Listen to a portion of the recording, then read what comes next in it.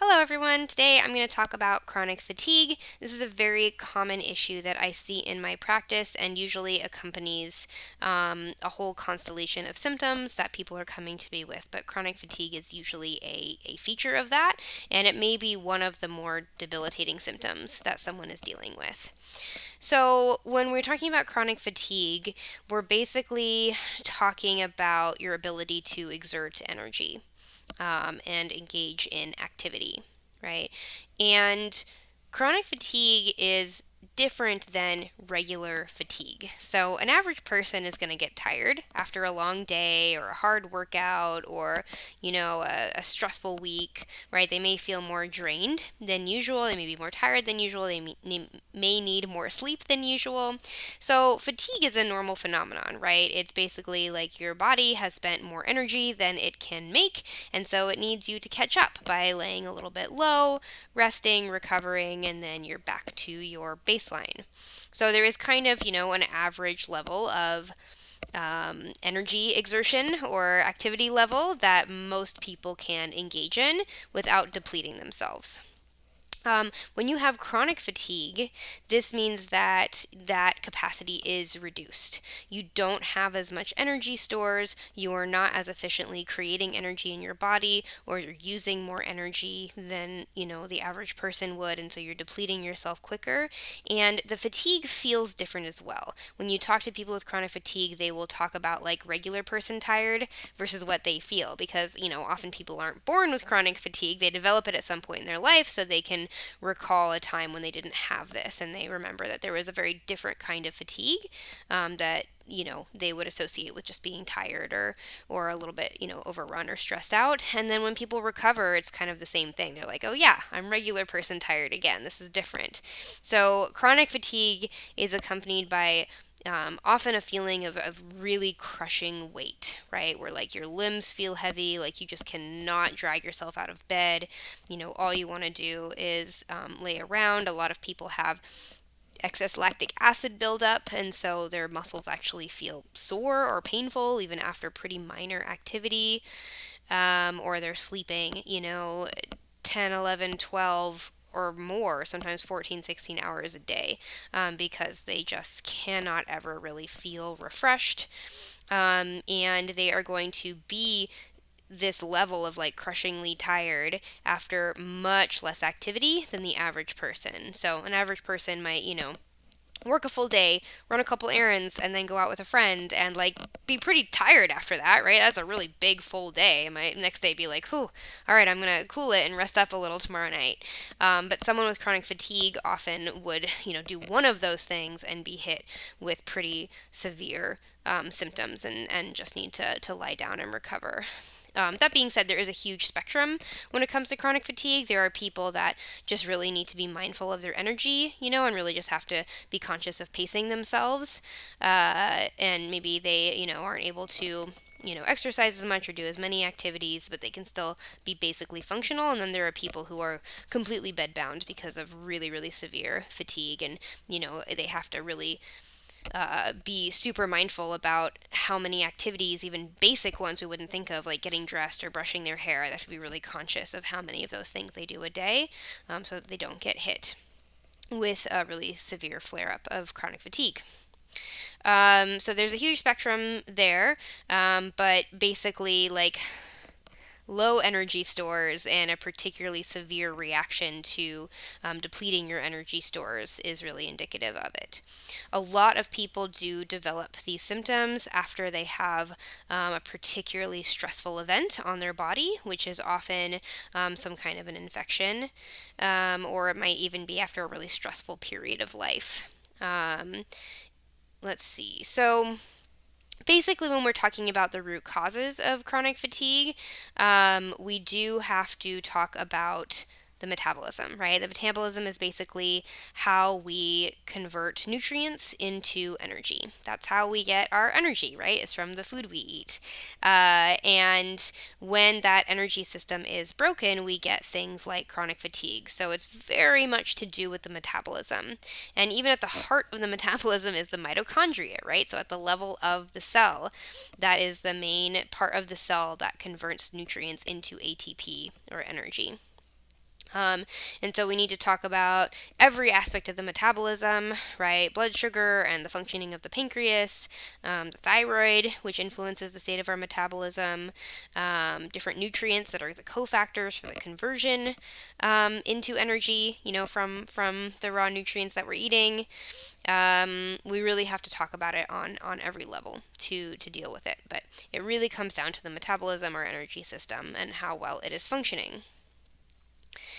Um, because it has so much to do with our food, I do use nutrition as a primary method of intervention.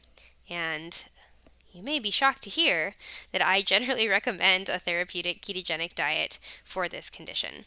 And that is because, again, we are talking about a broken metabolism. And one of the best ways to jumpstart a broken metabolism is to get you into a ketogenic state. Most people with chronic fatigue are eating pretty high levels of carbohydrates.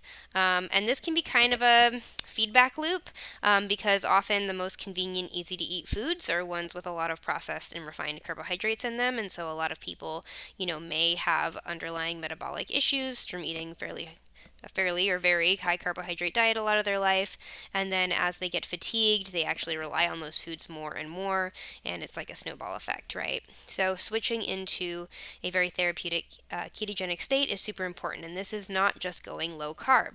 In fact, a lot of people who have chronic fatigue and just try to go low carb actually feel worse. And so this is why I have a lot of people who tend to comment on my videos being like, I tried to do keto and I felt terrible, like my energy was even worse. And, I would guess that a lot of those people were not actually doing a truly ketogenic diet, because when the metabolism is really damaged, you often really do have to get strict with how you get into ketosis to really see results. And I am seeing this more and more of that those first few months on a keto diet, you really have to be very dialed in on your macros correctly. And you cannot rely on those processed keto foods, right? I've said that before on here, but it bears repeating. There are a lot of those keto ice creams and keto bars and, keto pancake mix and all this kind of stuff like that will not work when you are trying to deal with something like severe chronic fatigue. But you can use convenient foods. They just have to be whole foods that are already in ketogenic ratio. So things like avocados and eggs and cheese are great because they are naturally very high fat and more moderate protein and are super easy to just grab from the fridge when you have chronic fatigue and will keep you in those therapeutic ratios. So you can definitely design a convenience diet around therapeutic ketosis. Something like sour cream. That's your friend. So, very fatty cuts of meat, bacon, right? High quality bacon, not stuff with a lot of sugars and preservatives, but high quality bacon. I just noticed that Whole Foods is now selling a sugar-free organic bacon, just Whole Foods brand. So stuff like that, it's your friend, easy to make. You can, just grab it out of the fridge quickly. You do want to do like the really therapeutic ketogenic ratios where you're doing like 80% of your calories from fat, and make sure you are getting, your protein 60, 70, maybe 80 grams, keeping it pretty moderate, and then keeping your total carbohydrates very, very low, ideally under 20 to start with. So we really do want to heal the metabolism, jumpstart the mitochondria by getting into a ketogenic state. Usually people don't have to be as strict with this in the long term as their metabolism heals, right? As their energy system heals, they're able to be more flexible with their diet and not get the resurgence of symptoms. But this does need to be done strictly for quite some time until you see improvement in symptoms. And then a lot of times this chronic fatigue has to do with nutrient depletion as well. And some of this is from, eating a processed food diet where you're not getting high levels of nutrients. And sometimes these nutrients are depleted when we're dealing with a really severe infection, or we have some kind of toxic exposure, or we're under a really stressful time in our life. Stress depletes our nutrients like crazy too. And so there are specifically B vitamins that are very, very helpful for jumpstarting that energy system. This is in particular B1, B3. I would start with those, and then maybe B9 and B12 as well, depending. But B1 and B3 would be really good places to start, and a lot of people see relief in their symptoms when they get high doses of these vitamins. This is because these are super important cofactors for your mitochondrial processes that are actually making energy. And if your body does not have the cofactors to do these chemical reactions properly, it's not going to be making energy.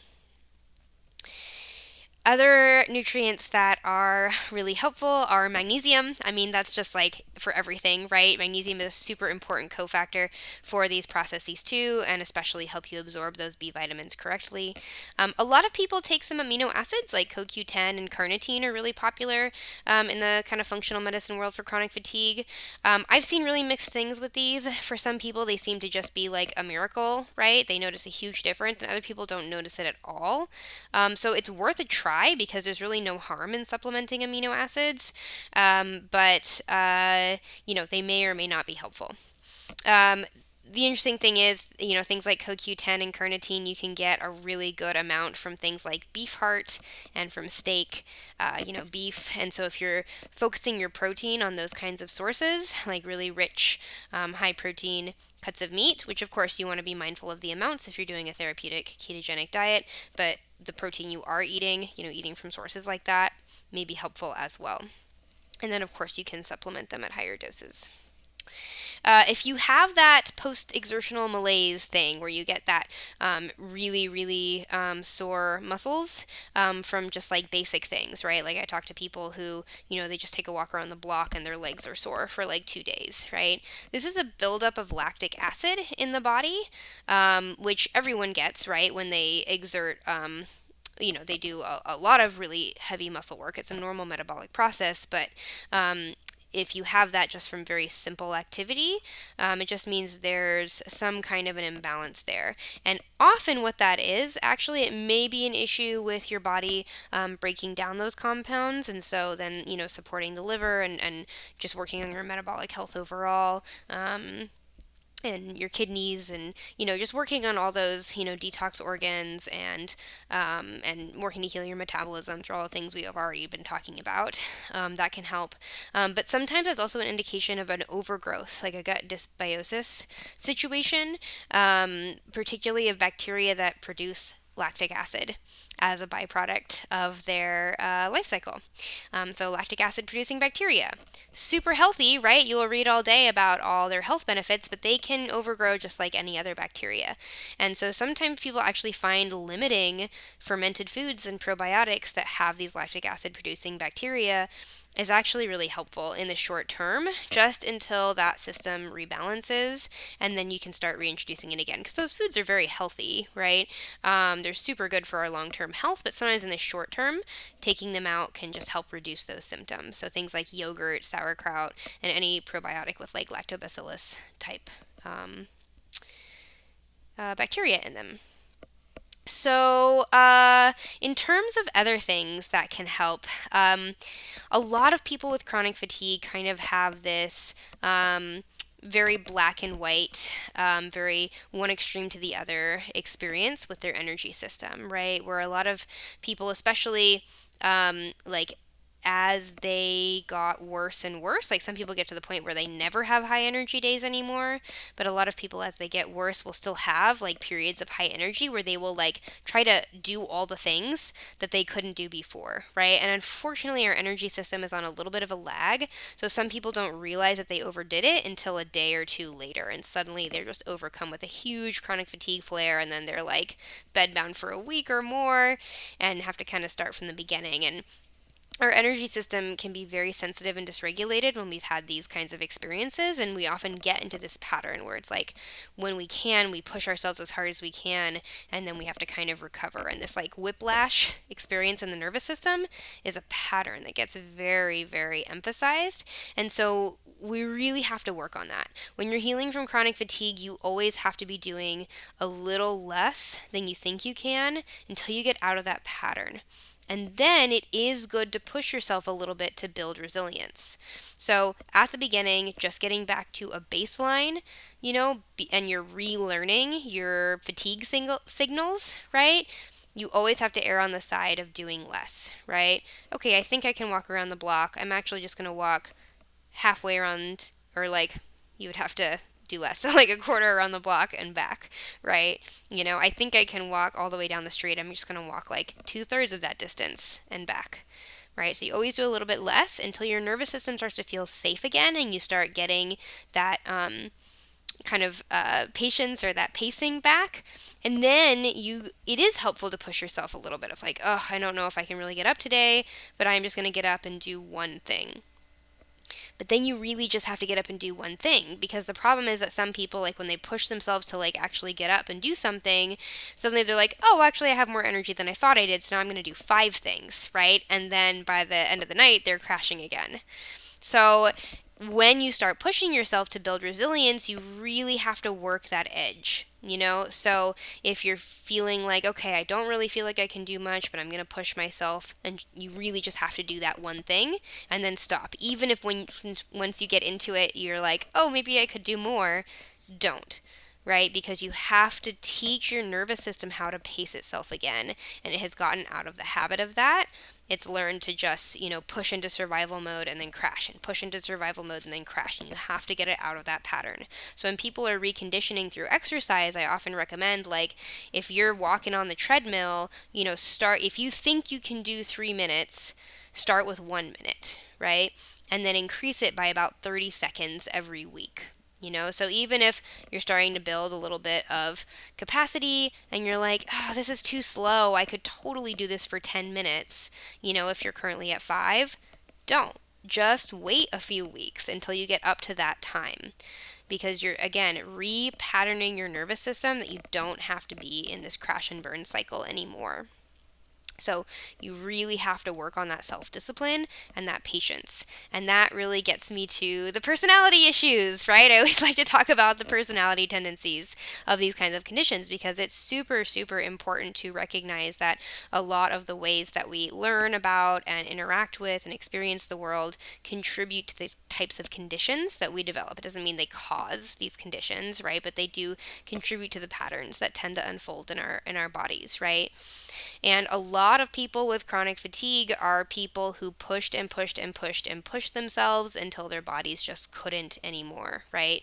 So it tends to be people who in the past have pushed through their fatigue signals chronically until their body had to really give them much stronger signals to get them to stop.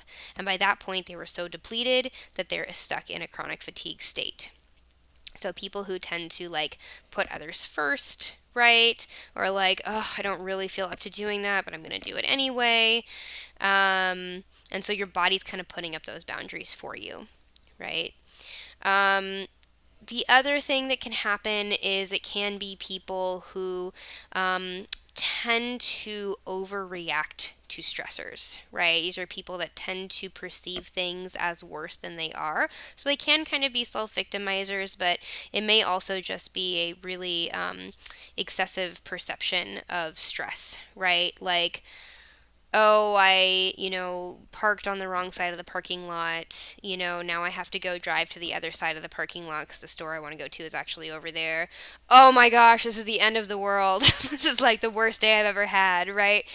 And we all do that sometimes, right? It's okay. I'm not saying don't be human, but it's people who have that pattern where they tend to really perceive things as more stressful than they really need to be. So some of that is a mindset shift of trying to like see things as lighter and actually not letting yourself vent anymore. Like a lot of people with these issues get into these patterns where they sit with their friends and they vent about like all the frustrations that they've had all week. And this can actually really contribute to the issue because you're like, solidifying in that excessive stress response of like, yes, look at all these terrible things that went wrong this week and it was such a hassle and it was such a pain and all this kind of stuff. And so learning to just perceive everyday stressors differently can sometimes also be helpful depending on what of those personality types you have.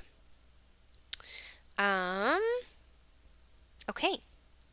I will also say that if you are still having stubborn symptoms after implementing all of those things, the diet, maybe some of that supplementation, that gentle reconditioning, some of that mindset work. If you're doing that and you're still really struggling, then you do want to look deeper. There may be a deeper underlying trigger to the chronic fatigue that your body just still isn't quite able to deal with.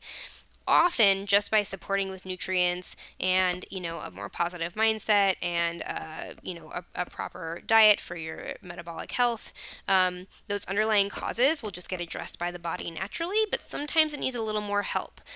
So my chronic fatigue didn't actually really fully resolve until I directly addressed heavy metal toxicity. And I had an immense amount of lead that was really weighing me down on a cellular level. And when I started addressing that more directly through focusing on heavy metal detox, that's when I actually saw that symptom resolve. I did all those other things and it just wasn't quite enough for me.